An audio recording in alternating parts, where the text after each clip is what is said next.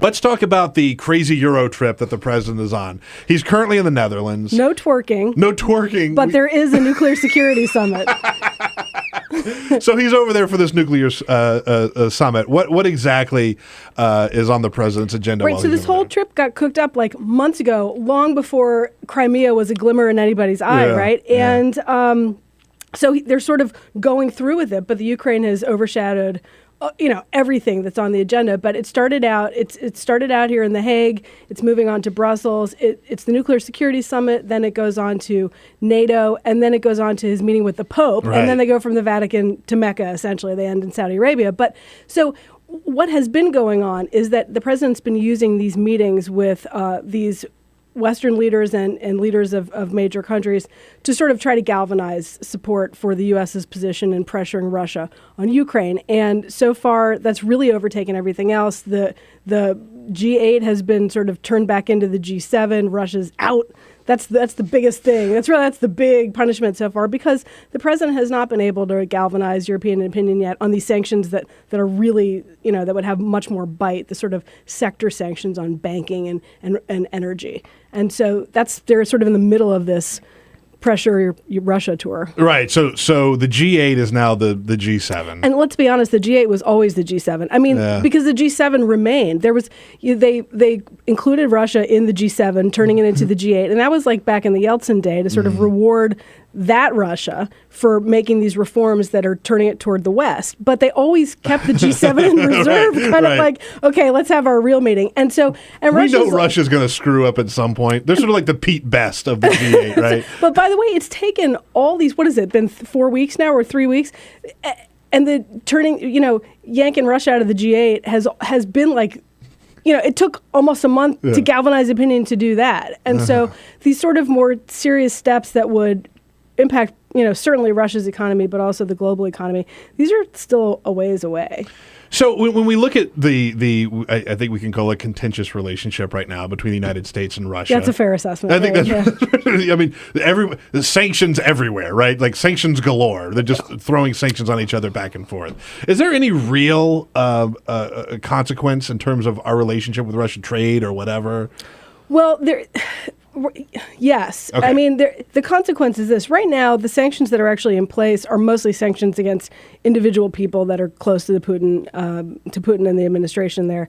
And they're meant to sort of call people out and punish people who are already wealthy. The sanctions that the president has authorized but are still mostly in reserve are these sanctions against sectors of the Russian, economy. I mean, and it is the imposition of those, both by the U.S. and by the Western powers, that would have a much greater impact, not only mostly on Russia, but also on the rest of the U.S. and the rest of the world. And Germany, in particular, kind of the major Western powers, has the most to lose in terms of their exports and in terms of where they get their energy. And that's been part of why it's so hard to galvanize support, because it'll have an impact on other economies besides Russia. Yeah. The second leg of the President Obama Eurotrip world tour is he's going to meet with Pope Francis. Yeah. Who is a rock star in his own right these days. These are two supernovas, right? He's like Obama in June of 2008. Yeah! That's so good. Yes, it's exactly what it is. He is the world leader of the moment. And President Barack Obama is going to meet with him. What spurred this on? What are they going to be talking about? Why have this meeting now? I mean, It's one of these sort of serendipitous things where you can see all the engines of the Obama wheelhouse turning at the same time. We're going to be in Europe in the spring. What else could we pack in between nuclear security and NATO, which were like both hardcore snoozers of issues at the time the trip was planned, right? Yeah. And, Rome's next door.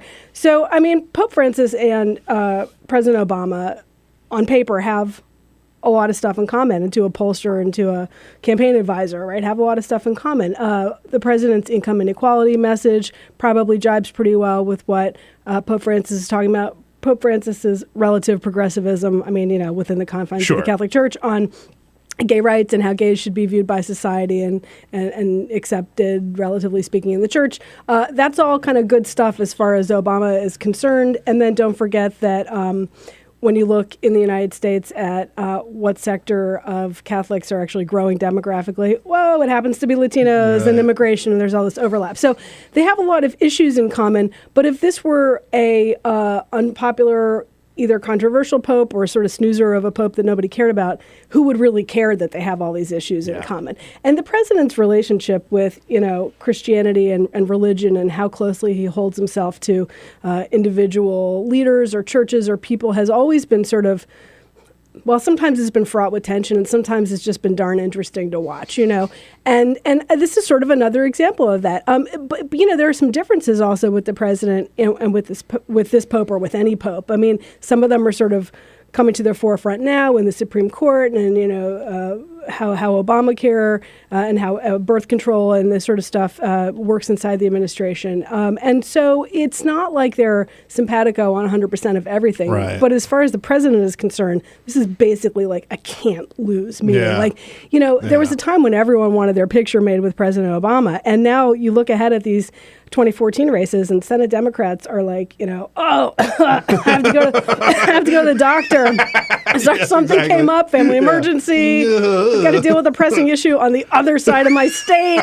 Won't be able to make it to the airport for the tarmac landing. And the president's cool with that. Like all politicians get it. That's just how it works. But that's where the president is right now. He's in the please help us raise money, but I don't want my picture with you phase right now. And that is, it's just such an interesting sort of arc, a narrative arc from where he was. And now he's the one who wants to be seen with this guy.